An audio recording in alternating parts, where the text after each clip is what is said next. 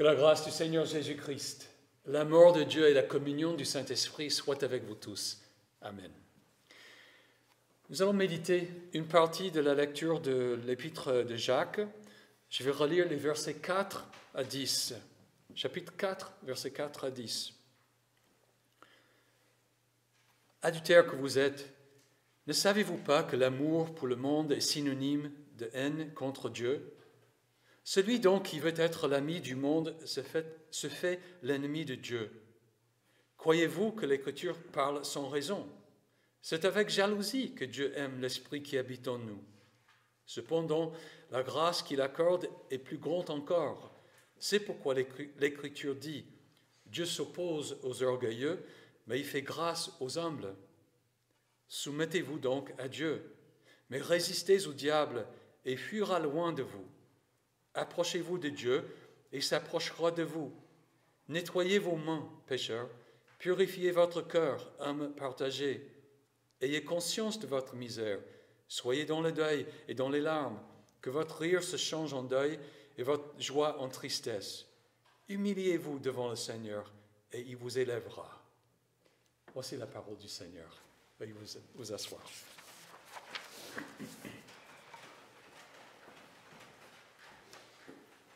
Nous avons tous appris la conclusion du décalogue et du petit catéchisme. Moi, l'Éternel, ton Dieu, je suis un Dieu jaloux.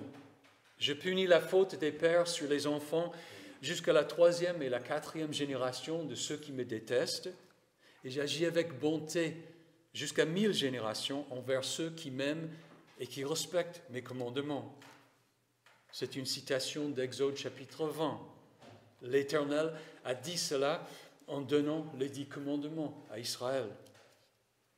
Dans le texte que nous venons de lire, Dieu dit, par l'intermédiaire de Jacques, que c'est avec jalousie que Dieu aime l'Esprit qui habite en nous. Quelles pensées vous viennent à l'esprit lorsqu'on attribue la jalousie à Dieu? Que ce n'est pas possible? Que cette déclaration n'est pas digne de Dieu? Ou qu'après tout, Dieu nous ressemble? Cela ne doit pas nous rendre perplexes ou même nous déstabiliser. Il faut que Dieu parle notre langue, notre langage, pour se révéler à nous. Dire qu'il est jaloux de nous veut dire, en termes forts et sans équivoque, que Dieu nous aime. Il nous aime au point de donner son Fils Jésus-Christ pour nous, et puis de mettre son esprit en nous. Il nous aime tellement qu'il ne veut pas nous perdre. Il est donc jaloux.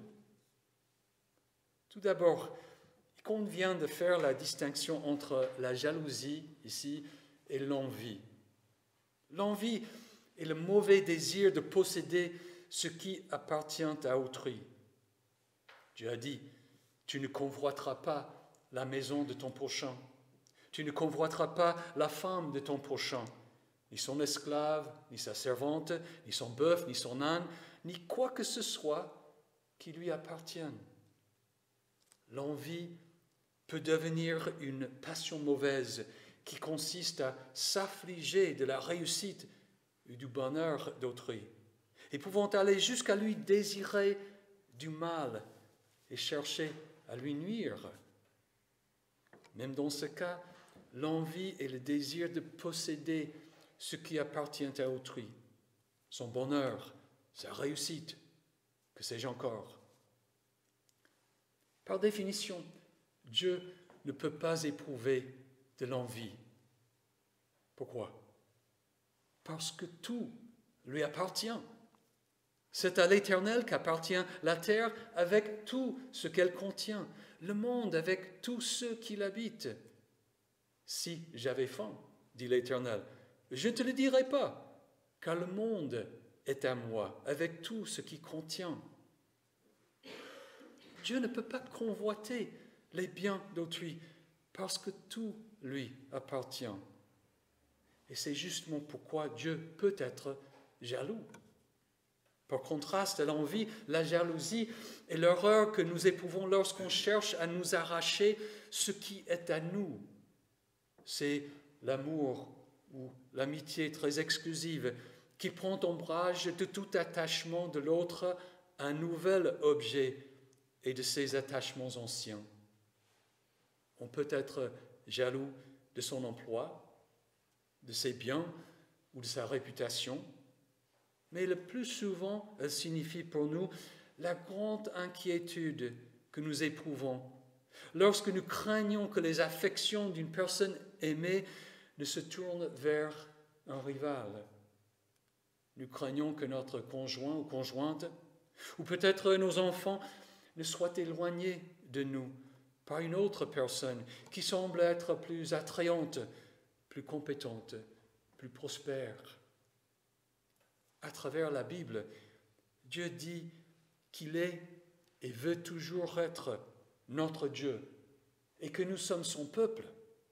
C'est normal, juste et tout à fait compréhensible. En effet, il est notre Créateur, le seul Dieu. Nous lui appartenons. C'est pourquoi tu aimeras l'Éternel ton Dieu de tout ton cœur, de toute ton âme et de toute ta force. Dieu n'admet donc pas que nous aimions et soyons attachés à une créature plus qu'à lui. Tu n'auras pas d'autre Dieu devant moi. Il est jaloux. Mais serait-ce une sorte d'égoïsme de sa part? Est-ce qu'il s'impose à nous sans que nous ne voulions son affection? Il y a des gens qui pensent comme ça, qui veulent être libres de toute affaire avec Dieu ou avec un soi-disant Dieu, qui veulent être autonomes dans la vie. Par orgueil, ils refusent de craindre et d'aimer Dieu. Mais Dieu ne nous maltraite pas.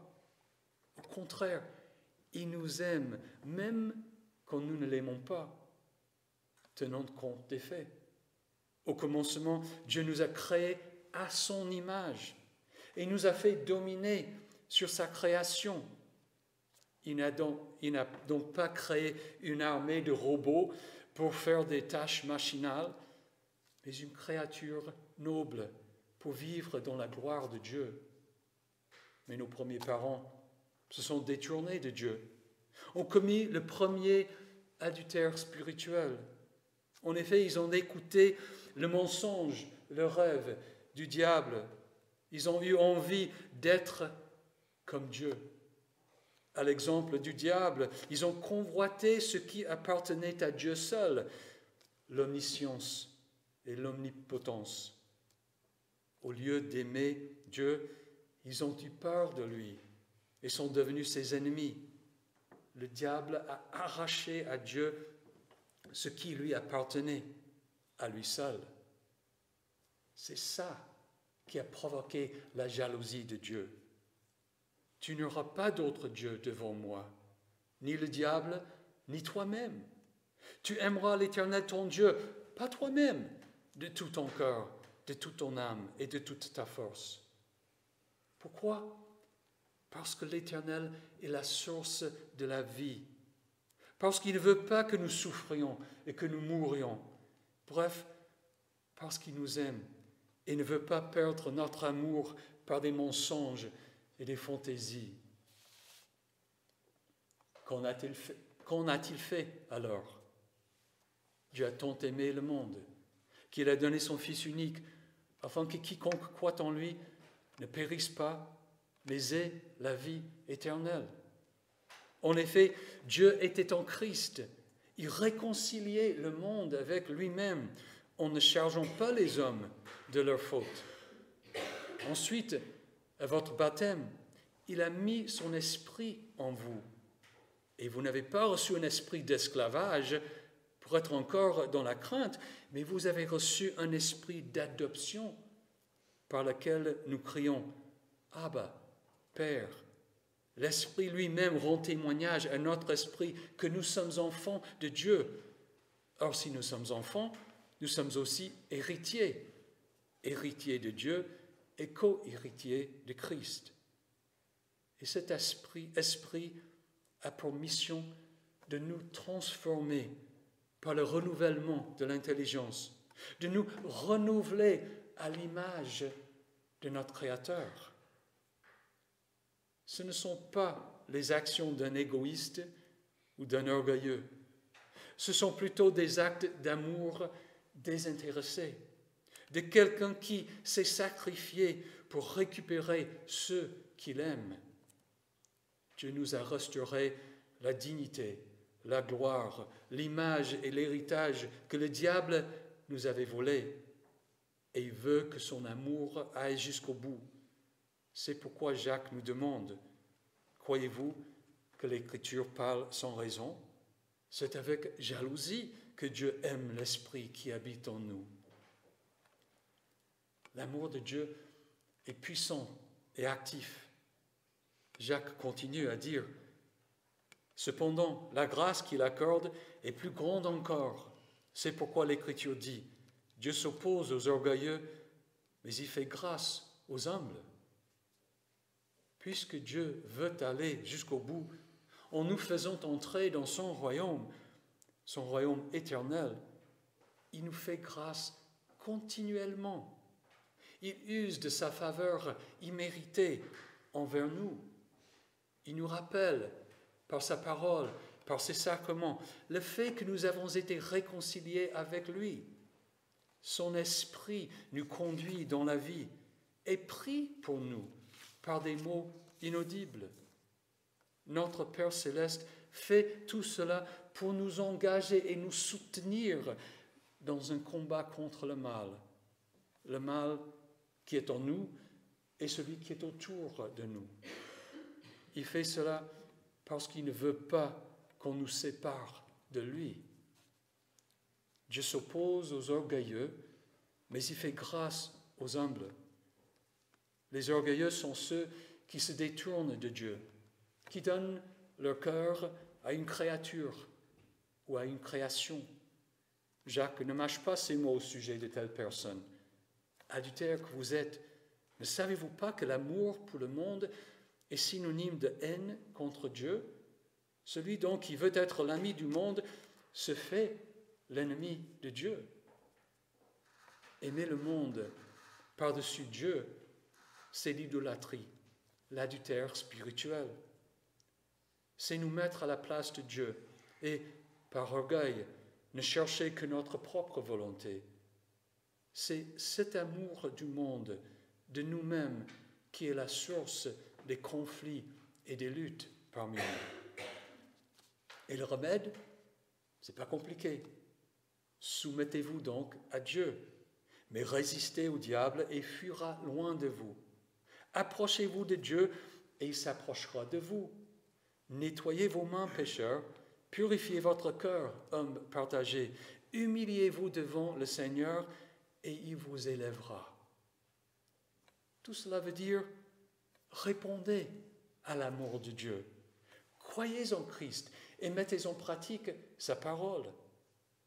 Confessons donc nos péchés, c'est-à-dire toutes les façons par lesquelles nous nous détournons de Dieu, refusons de l'aimer et faisons preuve d'orgueil. Puis recherchons la sainteté. L'apôtre Paul demande, « Ne le savez-vous pas? Votre corps est le temple du Saint-Esprit qui est en vous et que vous avez reçu de Dieu. Vous ne vous appartenez pas à vous-même, car vous avez été rachetés à un grand prix. Rendez donc gloire à Dieu dans votre corps. » Du coup, quel rapport peut-il y avoir entre le temple de Dieu et les idoles? En effet, vous êtes le temple du Dieu vivant, comme Dieu l'a dit. J'habiterai et je marcherai au milieu d'eux. Je serai leur Dieu et ils seront mon peuple. Paul peut même écrire, en effet, je suis jaloux de vous, de la jalousie de Dieu, parce que je vous ai fiancé à un seul époux pour vous présenter à Christ comme une vierge pure. Face à l'amour de Dieu en Jésus-Christ, nous ne pouvons pas être des hommes et des femmes partagés, comme Jacques le dit. Sachons que c'est avec jalousie que Dieu aime l'Esprit qui est en nous, comment pouvons-nous écouter le diable qui s'est voué à notre destruction, ou aimer le monde des ténèbres dont il est le prince? C'est tout à fait incohérent et aberrant. Dieu, par contre, le Dieu jaloux, ne cesse pas de nous faire grâce et de nous soutenir dans notre combat. La grâce qu'il accorde est plus grande encore. C'est pourquoi l'Écriture dit, Dieu s'oppose aux orgueilleux, mais il fait grâce aux humbles.